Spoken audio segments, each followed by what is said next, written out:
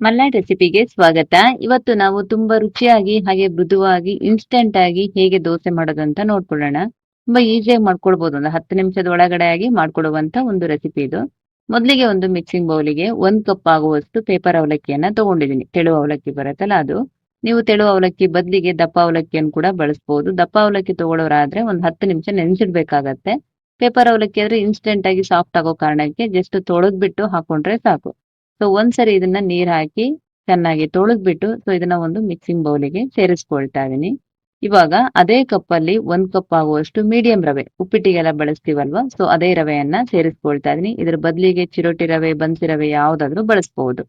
So ಅದೇ ಕಪ್ಪಲ್ಲಿ ಇವಾಗ 1 ಕಪ್ ಆಗುವಷ್ಟು ಅಕ್ಕಿ ಹಿಟ್ಟನ್ನು ಕೂಡ ಸೇರಿಸ್ಕೊಳ್ತಾ ಇದೀನಿ. ಈ ರೊಟ್ಟಿ ಎಲ್ಲ ಮಾಡ್ತೀವಲ್ವಾ, ಸೊ ಅದೇ ಅಕ್ಕಿ ಹಿಟ್ಟು. ಹಾಗೆ ಅದೇ ಕಪ್ಪಲ್ಲಿ 2 ಕಪ್ ಆಗುವಷ್ಟು ಹುಳಿಯಾಗಿರುವಂತಹ ಗಟ್ಟಿ ಮೊಸರನ್ನ ಸೇರಿಸ್ಕೊಳ್ತಾ ಇದೀನಿ. ಇಲ್ಲಿ ಮೊಸರು ಹುಳಿಯಾಗಿದ್ರೇನೆ ದೋಸೆ ತುಂಬಾ ಚೆನ್ನಾಗಿ ಬರೋದು, ರುಚಿಯಾಗಿರತ್ತೆ.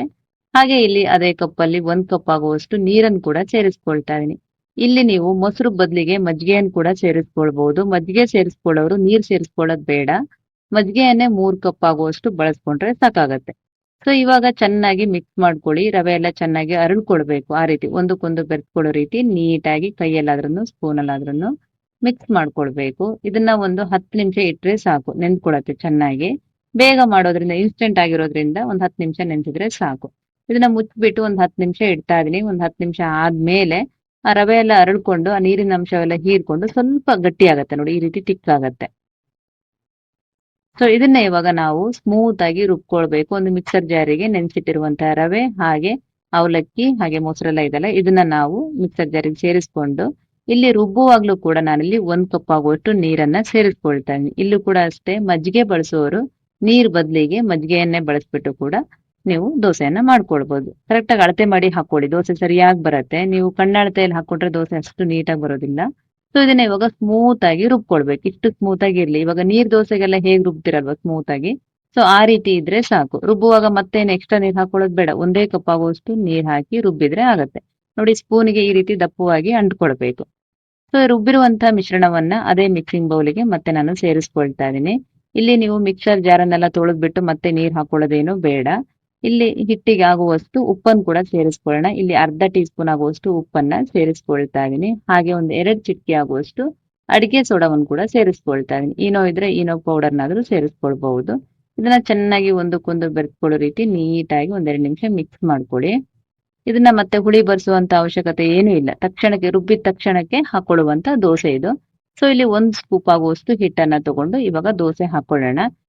ಈ ದೋಸೆಯನ್ನ ತೀರಾ ತೆಳುವಾಗೂ ಹಾಕೊಳ್ಬಾರ್ದು, ಹಾಗೆ ತೀರಾ ದಪ್ಪವಾಗೂ ಹಾಕೊಳ್ಬಾರ್ದು. ಇಷ್ಟೇ ಹದವಾಗಿರ್ಲಿ. ಸೊ ಇವಾಗ 1 ಸ್ಕೂಪ್ ಆಗುವಷ್ಟು ಹಿಟ್ಟನ್ನ ತಗೊಂಡು ಹಂಚನ್ನ ಚೆನ್ನಾಗಿ ಕಾಯಿಸ್ಕೊಳ್ಬೇಕು. ಹೈ ಫ್ಲೇಮ್ ಅಲ್ಲೇ ಚೆನ್ನಾಗಿ ಕಾಯಿಸ್ಕೊಳ್ಳಿ.